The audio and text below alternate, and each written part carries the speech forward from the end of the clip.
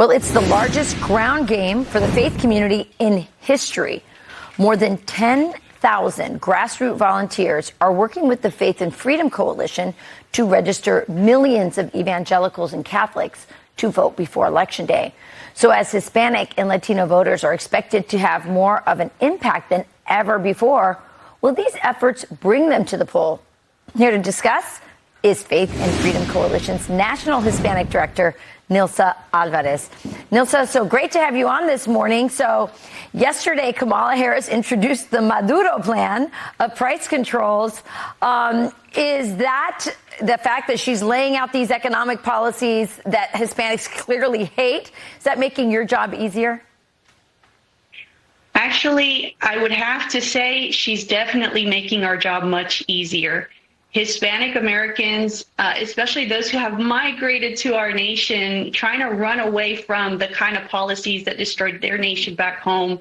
It's now resonating. It's now coming out of this campaign that you just mentioned. And one of the key issues that we keep talking with faith leaders and Hispanic pastors from all over the country is the need to protect America from socialism. So this is one of the alarming issues, as well as the radical sex education in the public school systems that are indoctrinating our children with the gender chaos in which Hispanic families are outraged. So yes, there are so many issues that right now are waking up our Hispanic faith community.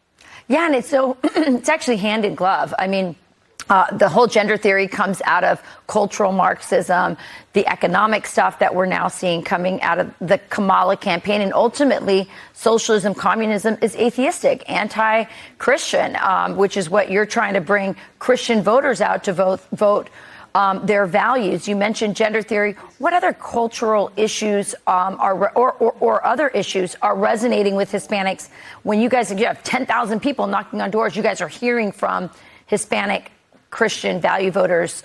What are they telling you? Well, we're hearing a lot of stories because we're communicating with hundreds of Hispanic leaders every month.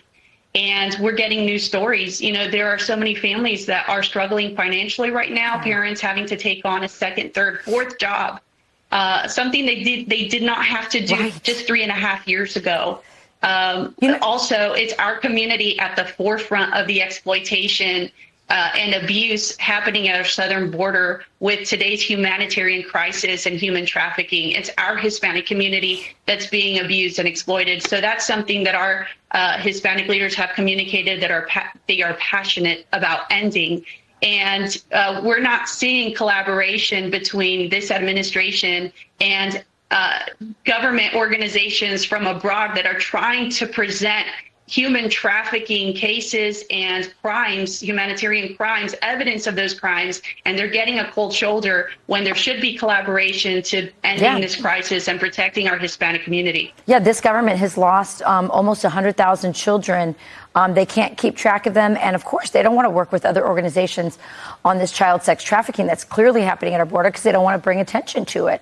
I'm glad you also brought up the economic issue of people having to take on multiple jobs. That's something I heard a lot about when I was in Allentown, Pennsylvania. People saying I have to take another job just to keep up with the grocery prices, the rent increases, the utilities going up. It's interesting to me, Nilsa, when you look at statistics, Hispanic women are the demographic that most wants to be an at-home mom. And if they just simply can't do it, not only do they have to go out and work a job, they may have to go work 2 or 3 jobs now.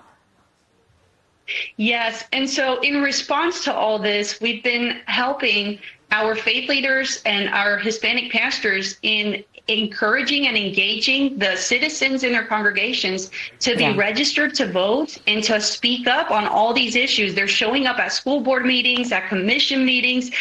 They're meeting with legislators every single opportunity they have in order to voice their faith, family, and biblical values. And we're seeing interesting trends. Yeah. Well, good luck. Faith, family, and freedom. Those are definitely Hispanic values. We wish you luck. Thanks so much for joining us this morning, Nilsa. Thank you. And more on ffcoalition.com. You got it.